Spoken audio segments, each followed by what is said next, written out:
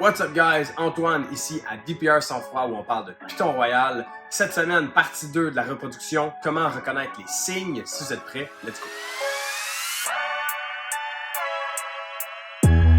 Donc vraiment, pour commencer, on va essayer vraiment d'aller chercher quels signes, sans utiliser une machine d'échographie, qu'est-ce qu'on peut voir chez nos animaux qui vont nous permettre de savoir où est-ce qu'ils sont un peu dans la grosseur de leurs follicules qui éventuellement vont être des œufs. Donc vraiment, la première étape qu'on va commencer à reconnaître si notre animal commence à développer, mais ça va être un changement au niveau de l'appétit. Donc, quand ton animal commence à avoir vraiment faim, il est toujours en train de chercher pour un deuxième repas au travers de la semaine, c'est vraiment un animal qui ne va jamais manquer.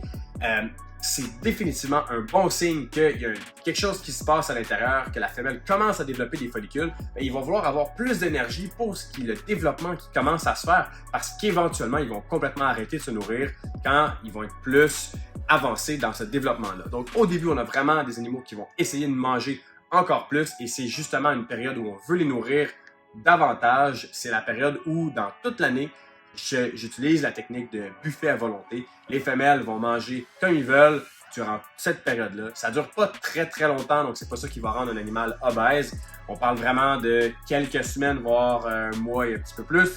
Mais c'est vraiment dans cette période-là que c'est crucial que nos animaux mangent parce que ça va transformer chaque repas en justement énergie pour construire ces œufs-là.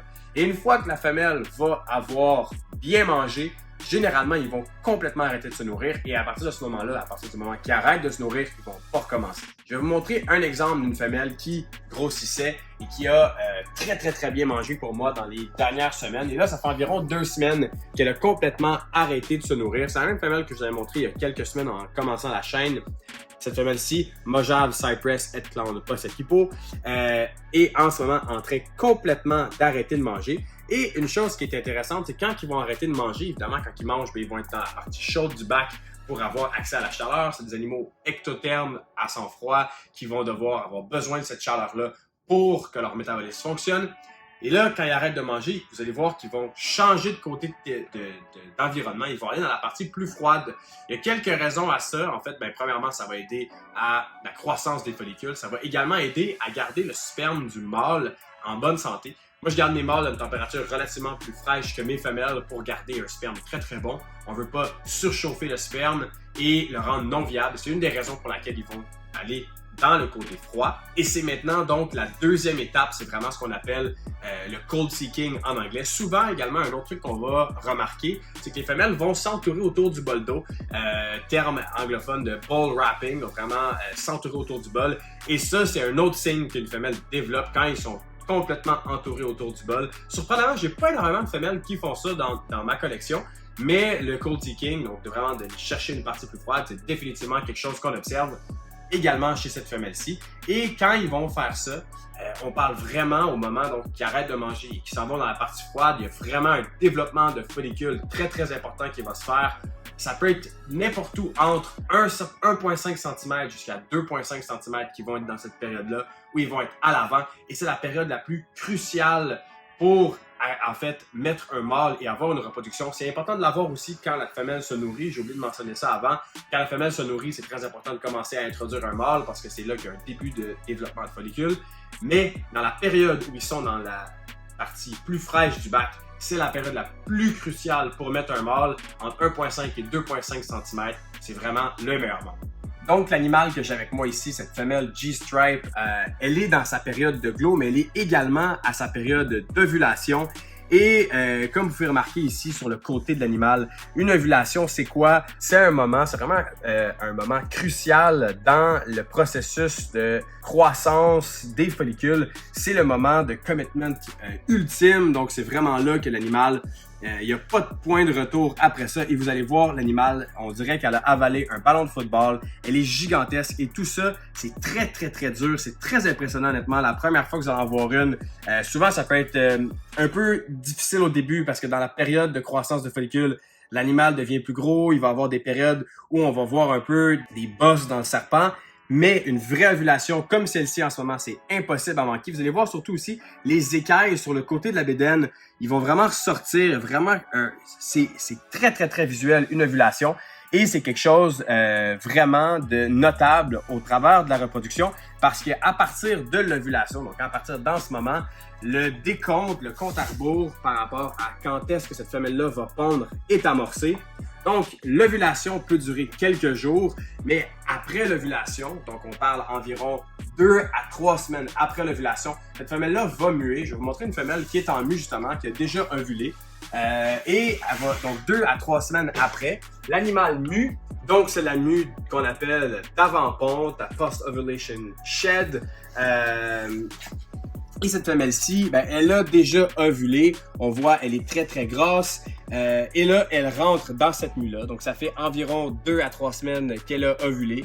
Et maintenant, une fois qu'elle va avoir mué, on peut compter 30 jours avant une ponte. Et c'est vraiment un signe super indicateur. Donc, on a l'ovulation, ensuite 2 à 3 semaines, une mue. Cette mue-là va durer environ une semaine. Et ensuite de ça, une fois que cette mue-là est faite, on parle de 30 jours après, on peut attendre notre portée. Donc, bonne règle d'or, une fois, cette femelle-là a vraiment énormément de caractère. Je vais regarder juste bouger une main. Donc, une fois que cette femelle-là a ovulé, 3 semaines avant la mue, 1 semaine de mue et ensuite 1 mois. Donc, on parle vraiment après l'ovulation, 2 mois avant d'avoir des œufs. Et c'est vraiment une bonne règle d'or. Je note tout ça à l'avant de mes bacs, comme ça me donne une bonne idée de savoir quand est-ce que mes femelles sont dues. Et c'est souvent très, très précis.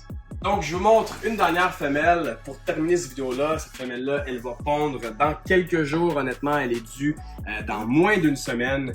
Et vraiment, donc, une fois qu'ils vont avoir mué, ils vont migrer à l'arrière du bac. Ils vont vraiment s'entourer et pousser tout le substrat autour. Donc, si on regarde vite en dessous, on va pas trop la déranger. Si on regarde vite en dessous, vous voyez, il n'y a absolument aucun substrat. Donc, ils vont faire un nid au travers du bac. Et cette femelle-là, en ce moment, elle est gigantesque. Si vous regardez un peu la bédaine, regardez ça ici, elle est vraiment pleine. Et c'est vraiment avant de pondre. Donc, on peut compter les jours avant que cette femelle-là ponde. Un petit truc qui est vraiment intéressant, qui ça a été donné en fait par Mark Mendick de Marcus Jane Ball Pythons. Juste avant la ponte, donc quelques heures avant la ponte, généralement la femelle est complètement en rond comme vous avez vu auparavant, mais quelques heures avant la ponte, la pointe de la queue va être au centre de ce rond-là et ça fait du sens parce que c'est là qu'elle va pondre ses œufs et souvent, donc le matin quand je regarde dans les prochains jours, je vais venir regarder tous les jours cette femelle-là et le jour où je vais voir la queue au centre, mais je sais que c'est cette journée-là qu'elle pond. Et ça ne faillit jamais. C'est toujours quelque chose qui fonctionne. C'est vraiment un super truc. Donc, si vous vous demandez un peu quand est-ce qu'ils vont pondre, ben ça, c'est un excellent truc pour ça. Et c'est à peu près ça, les signes à observer au travers de la reproduction. J'espère que cette vidéo-là a été assez utile pour vous. Si jamais vous avez des questions, laissez-les en commentaire ou envoyez-moi un message sur Instagram. Ça me fera plaisir d'y répondre. Si vous avez apprécié, abonnez-vous à la page YouTube. Allez voir notre page Instagram pour du contenu tous les jours. Et Morph Market pour nos animaux disponibles. Soyez certains de revenir la semaine prochaine pour la partie 3. On va faire une vidéo une fois que cette femelle-là a pondu sur comment prendre les œufs, comment les incuber jusqu'à temps que les bébés sortent. Et sur ce, je vous dis cheers, on se voit la semaine prochaine.